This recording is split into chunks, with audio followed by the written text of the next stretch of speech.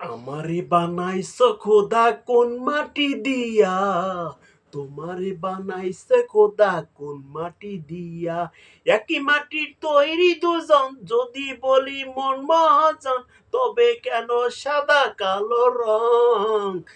আমারে বানাইছো খোদা কোন মাটি দিয়া, তোমারে বানাইছে খোদা কোন মাটি দিয়া, একই মাটির তৈরি দুইজন, যদি বলি মন মহাজন, তবে কেন সাদা কালো রং?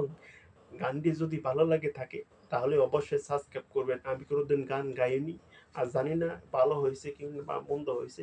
যদি আপনাদের ভালো লাগে তাহলে অবশ্যই সাবস্ক্রাইব করতে একদম ভুলবেন না।